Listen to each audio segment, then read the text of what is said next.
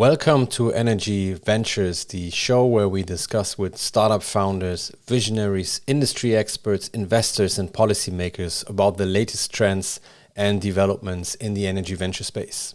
The energy industry is in a very exciting change journey from fossil to green, from central to decentral, and from analog to digital. In this journey, the use of energy data with behavioral science, artificial intelligence, and machine learning is a key component to basically unlock the potential of the new energy world. Today, we want to talk about a very practical example of how the use of behavioral science and data science combined with machine learning is put into an effect to save energy and water around the world and get us all closer to our sustainability targets. For this, I'm very happy to have Patrice Guillozic on the show, the co-founder and CEO of Advizzo, a solution that already today is deployed with more than 1 million customers around the world. Patrice, welcome to the show. It's amazing to have you here. Thank you, Pierre. More than happy to be here as well and to share with you my insights. Great, fantastic. I think before we start and tell the audience about, let's say, the exciting journey of Advizzo and what Advizzo is all about, maybe let's take a few minutes to get to know you and to get to know your background and what was driving you from a corporate background to basically then go into the startup world and found Advizzo. Yes, all started back in 2015, where we founded Advizzo. My colleague and I were in a big corporate, so it's not always easy to see the impact we are having day in, day out. So we wanted to do something more agile, and we decided to jump onto the pool. We saw an opportunity, in particular in this energy and water sector, to be more agile in the sense that IT-wise at that time, it was very monolithic, and it was the beginning of the API implementations. And we will come back onto this. It's very technical, but we wanted also to introduce more the behavioral science into this AV engineering oriented industry, but also somehow risk adverse. So all in all, we wanted to measure what we wanted to do, introducing innovation into this somehow old-fashioned but willing to innovate industry. So that's why we left, indeed, this big corporation and founded Advizzo in London. And we are now 20 people across the world, mainly still in London, but also in Middle East and in particular in Dubai. Okay, that sounds amazing. I mean, what got you into the behavioral science angle? Because that's quite unusual for an energy company to think about behavioral science. Correct. So to name it, we were at Oracle, where it was EV data and software oriented. Mm-hmm. And we were introduced to another company, to name it Power, where they also introduced the notion of behavioral science in order to influence people's behavior, and in particular the consumer angle. So we found it interesting. So we are used to say now that we really combine these two sciences. On one hand, the data, the engineering bit, but also the less easy somehow to understand, the behavioral science, the human side of the story. Mm-hmm. And we found it very interesting because we continue to learn every day, but we also know what works well or less well, mm-hmm. In different locations and localizations. Okay, so what's the core product of Advizzo now? So maybe before I speak about the product, on who is the team actually, mm-hmm. is it's made of software developers and data scientists. Mm-hmm. So developing software APIs that we plug onto the existing consumer experience, but also we have a behavioral scientist at home, all together with marketing and sales people, to really address the consumer needs in the sense that as a B2B2C company, so we approach the utilities to help them, enable them to better speak with their end consumers. And to do so, we will be using their data, namely meter and billing data, to then know more about their very own consumers and address them proactively and also in a personalized way with insights. As an example, and it's well known now, if I compare you with your neighbors, you are more likely to react and go deeper on your consumption patterns. And it has to be proactive as well, because you can have a fantastic website, you as the utility, but as a consumer, you will probably not get there automatically. So we need to nudge you with an SMS, with an email, with some informations or insights, and then you will be intrigued and nudged and come online. And it's a two-way street. We see that people coming online, 90% of the time, they will complete a survey, because you will say, yeah, I'm probably not well compared in my example.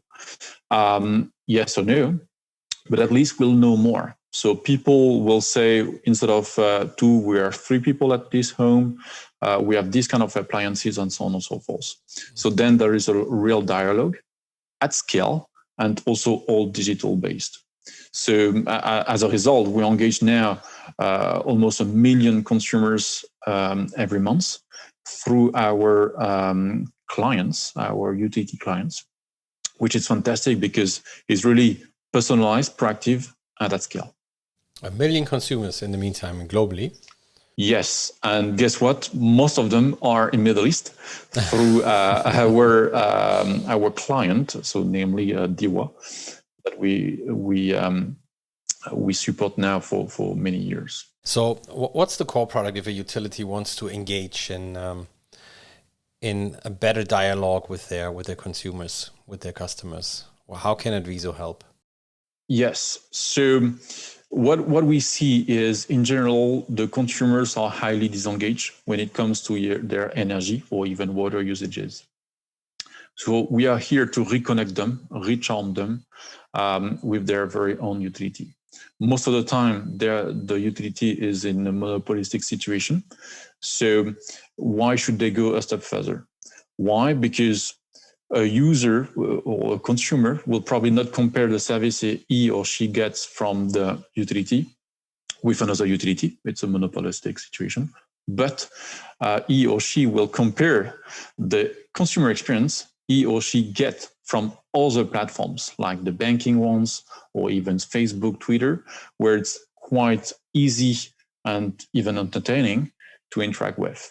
Mm-hmm. So that's why we see the level of satisfaction within the utility sector when it comes to consumer satisfaction quite low still nowadays. Mm-hmm. And we are here to improve this. Mm-hmm. So that's why, as I mentioned before, we will be using behavioral science all together with data science to approach every consumer, provide him or her with insights in order to just use the resources he or she needs, no more, no less, not to degrade the comfort, but at the same time, preserve the planet. Okay, that's fantastic. So basically your solution runs in the background, so it's not visible for the end consumer that, okay, this is Advizzo. So basically it's a white label solution that utilities integrate naturally in their system, right? Very true. Okay. Because at the same time, users, consumers trust in general their utility. Yeah. We at Viso never ever appear. The consumer does not know us. So we will plug our APIs on white label, indeed, behind the utility portal, behind their security as well. And I mean, I can imagine for a small startup, even though you're already grown to 20 plus people, there are a lot of challenges trying to play in an industry that is, let's say, very mature, very in parts very bureaucratic, I could imagine. So as a startup in the energy industry, what were your toughest challenges from all angles, whether it's implementation or funding or hiring talent? So I see 3 main challenges. The first one being indeed innovation as a whole. Means that this is somehow a risk-adverse industry. It's well known in the sense that they have to produce and distribute energy. So, and this is the core business. As such, talking with consumers, it's still in the early days somehow, because again, it was a monopolistic situation in Middle East or even in Western Europe or the US. So It's probably to decrease that risk. It's to find the right partner or right partners, as we did so all together, by the way, a few years back in Middle East, to define the right scope of work altogether, and not feel alone, we as Advizzo, in front of a big utility.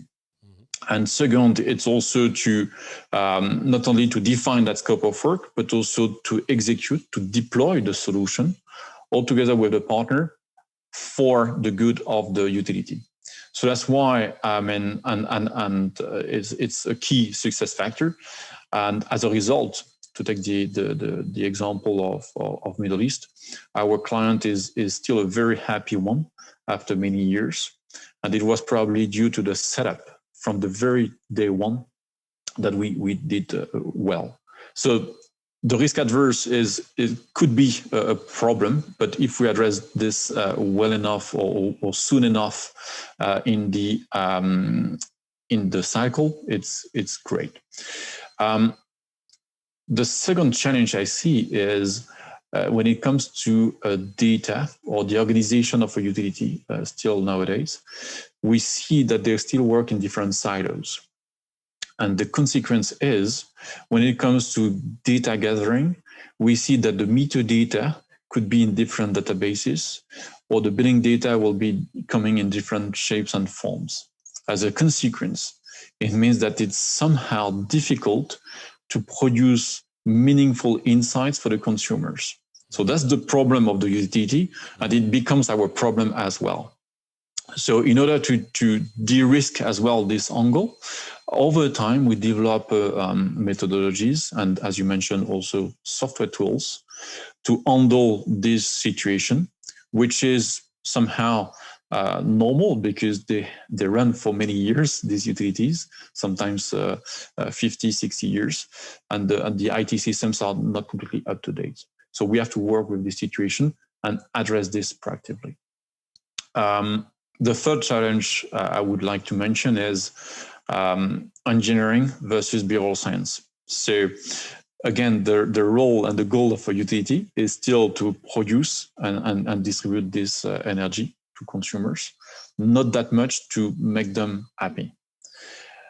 More and more, though. There is a real willingness from the utilities, and there is also the need from the consumers to know more about the consumption.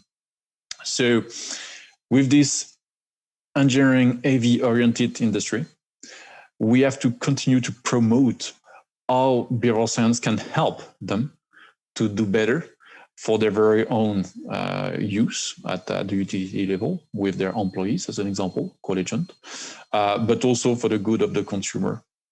And we will see an increase in happiness, as an example, as we see in Dubai in particular. So we use different levers of behavioral science, and day in, day out, even after 6 years, we're still explaining, promoting this above and beyond Advizzo on what is behavioral science and how it can help. I recall, when we met in Dubai the first time, I think it was 2014, or 2016 actually. You brought a book. I think it was called Happiness by Design, to convince our shareholders, and to convince basically our investment decision as well.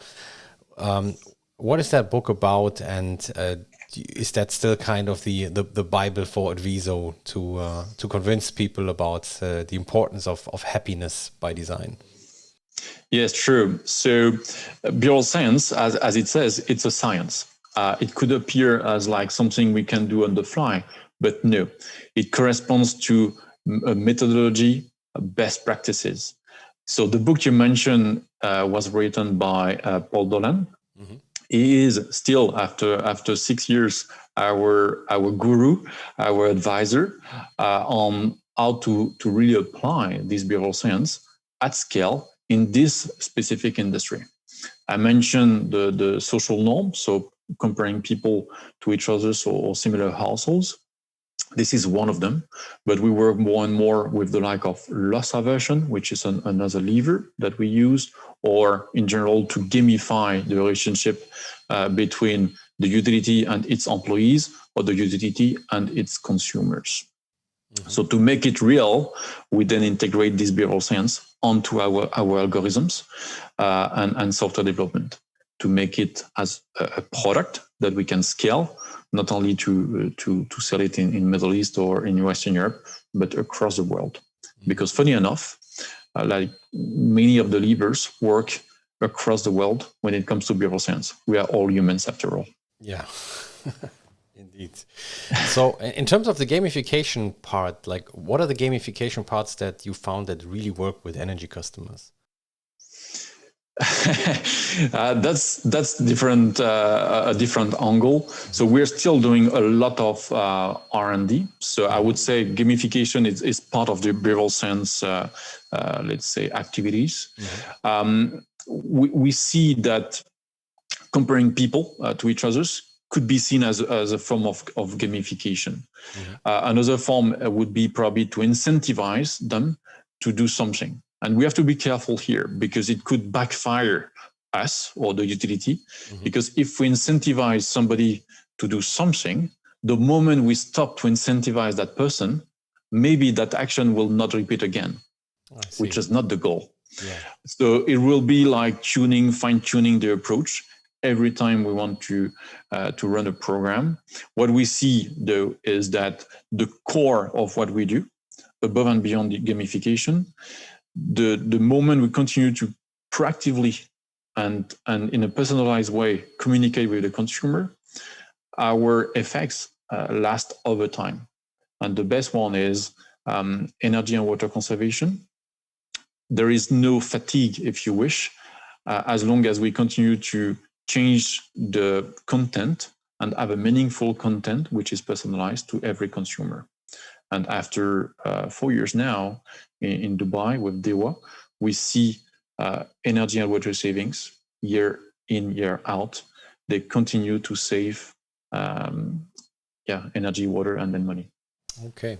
In terms of that gamification process, I mean, if I got you right, then I think the key probably is to really make this an intrinsic motivation and to ensure that whatever measure the utility is kind of pushing to its customers, it becomes part of the normal behavior. Yeah. Correct. Okay. As part of the DNA, if you wish, not only of the utility, but more importantly to the consumer. And it takes time. It's not an overnight change. I would compare it more like as it's a campaign, because not all the consumers will get it the first time. Maybe for some of them, we'll need a special treatment. I think in particular for vulnerable consumers. Some others will have different challenges and motivations. So we will probably have to run sub-programs to sub-segments to make it effective. Okay, I see. And coming back to your second challenge that you mentioned about data. I mean, it's probably not very surprising that this is a challenge and is probably not unique to the energy industry. But what trends do you see in utilities when it comes to treating data in a different way, harmonizing the different data pools into one? From your experience working with a lot of international utilities, do you see movement there? What are the trends? Yes, very true. So we see a big shift, and it's somehow mandatory in the sense that we see more and more smart meters installation, as an example, or more IoT deployment as well. So it means that as simple as the billing systems can't follow up, means that they can even bill every day if they wish. That's not the goal, but they can use more data to prevent a situation where a person will be in debt in the future. So we see a shift with more and more utilities building data lakes and making good use of it. It was called probably a data warehouse before, but in a more agile way or fashion. And they will be using the data above and beyond the primary usage. So above and beyond just billing, which is great. So for us, it's a great shift because we can indeed use this pool of data available to then learn more from this data. So we are used to hear that utilities are data rich, information poor, but this is about to change, which is good news. Okay, that sounds great.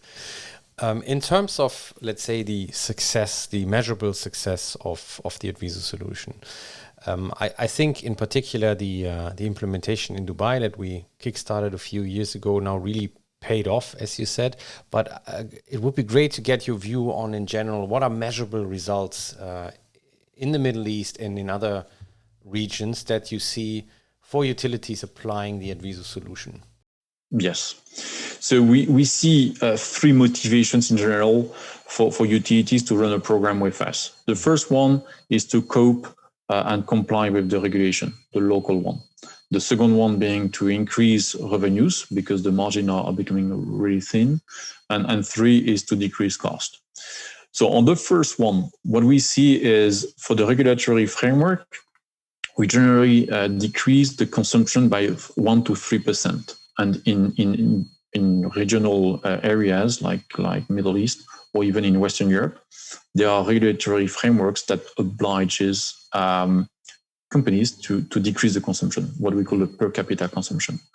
So then we are part of the solution because we can guarantee that between 1 and 3% of the consumption will decrease by just changing people's habits. And that's fantastic because it's really cost effective. There is no additional hardware to deploy. We just use the data as they are. For the second motivation, when it means to increase revenue, we see more and more the adoption of IoT, i.e. smart thermostats. And it's an opportunity for the utility to know more about the consumers.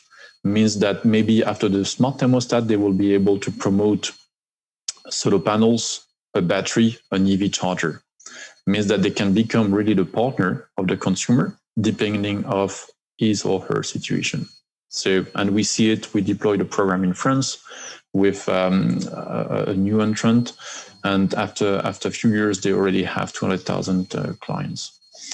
And the third one is about decrease the cost to serve. So we see that there is still a lot of calls for people to complain about the bill, which is unfortunate because the bills are accurate most of the time. We see that we can shift from call centers to more digital relationship or reuse these resources from the call center to really being the advisor of the consumers. So instead of having a fight on the phone, they can transform it as a good relationship because we provide also insights to the call agents. So we see on that one that utilities tend to get less call complaints and the customer satisfaction, but even the call agent satisfaction is increasing over time. So which is a fantastic achievement. Let's talk about the future plans for Advizzo. So what do you guys have in the plan? Yes, so it's a great question, Pierre. We always have plenty of ideas, but two directions. One, we want to continue to expand in our sales and marketing presence. We're in Western Europe and Middle East, as we said, but we want to continue to strengthen our positions in these two areas and even in Asia, but also in the US. So we are about to develop new partnerships with local utilities, but also local partners like consulting companies, software vendors. The second thing we want to do rapidly is to continue to improve our product, obviously, applying more machine learning, more AI, more deep learning these days, because we see that we get more and more data day after day. The world produces more data, generally speaking, above and beyond smart meter data. We see that we can even enrich data with data coming from the outside. So obviously there is weather data, and that's fine. We already use them, but we see that open data, to name it, open banking is becoming mainstream. So how can we use this data to do even better for the consumer and their utilities? This is the next challenge for us, and we are ready to tackle them. Okay, amazing. So what do you see are the most, let's say, relevant trends in the energy venture ecosystem? Yeah.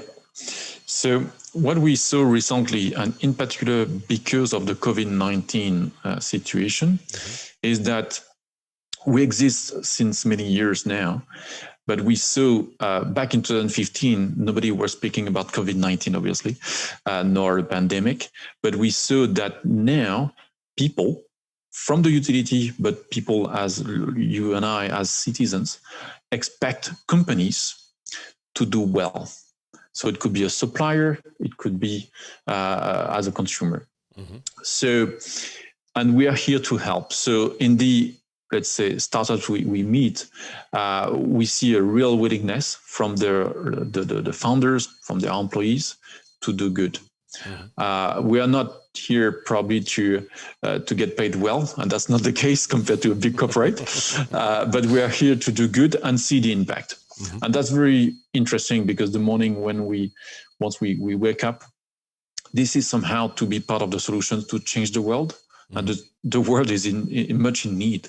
So it could be a piece of hardware, it could be a piece of software that can help at achieving these goals. And the best proof is with the UN SDGs, we can probably help at achieving these massive goals for the coming years by 2030. And we're on track to do so. Fantastic. Okay, great. Then, I mean, we just touched upon the point of purpose. So if someone now is a graduate from a university and they're really excited about being part of the solution for our sustainability topic that we have globally, what would be your advice for someone like this to get involved in the energy transition? Yes, so my advice would be to join a startup like us, because in a startup you can really apply what you just learned at your university, and more importantly, see the impact, good or bad. So we can see it from the morning or to the evening, and we can run a lot of experiments as well. There is a lot of room for experiments with a startup like us. That's also true with other startups, and we are quite agile, which is sometimes a bit like too much because we can go in many directions. So my role, obviously, is to have like the right direction of travel in the mid and long term. But at the same time, when it comes to data, as an example, as we mentioned it before, we can trial and learn very quickly if we are on something very big. And that's probably the beauty. We have young people who joined us recently, even during the pandemic, and they enjoy the fact that they can really be a bit wild sometimes within a framework, obviously, within the security framework in particular. And that's probably the most exciting part of the job. Great. Okay, fantastic. Coming back to another question on the challenges. So let me frame this a bit different, because we talked about the challenges in the energy industry. For you as a founder of a startup, now being in the battlefield, so to say, for 5 years, what were the toughest situation that you had, and what were your lessons learned of it as an entrepreneur? Yes. So as an entrepreneur in general, the difficulty is to keep the focus on what we want to achieve day in, day out. Because every day I wear many hats, from HR to IT to data to the commercial, the sales, marketing angles, and even the fundraise. So the difficulty is, to keep in mind what we want to achieve altogether as a company. And the most stressful one is to make sure that we have the cash at the bank to run the company, to be honest. Whereas in a big corporate, you never ask yourself this question, which is normal, right? You have a job and you do the job maybe above and beyond this job description. But here, we have to keep the light on. So we got ups and downs. We've made mistakes, which is part of the journey as well. So my take here is that we have to enjoy the journey, keeping an eye on the day-to-day task. Fantastic. So Patrice, thank you so much for sharing your thoughts on the challenges in the industry, for sharing the thoughts on and your experience on the challenges as an entrepreneur, and introducing Advizzo to a wider audience as a solution to really tackle the sustainability challenges that we have globally. Any last thing that you want to share? Thanks, Pierre, for the interest onto Advizzo on what we do day in, day out. And the last thing I wanted to say is that we're still on the early days. And there is a lot to do still with what we know today, but there is much more coming, and with great challenges to tackle. And to mention one, very interesting one, which is climate change. For real, we are here to execute the vision. Great. Fantastic vision. So Patrice, I wish you and your team all the best. And we're going to leave a link to your website below as well. So in case people are interested to join your team or customers are interested to get to know the Advizzo solution, they know where to find it. Thank you so much. All the best. Thanks, from Dubai to London then. Yes. Goodbye. Goodbye.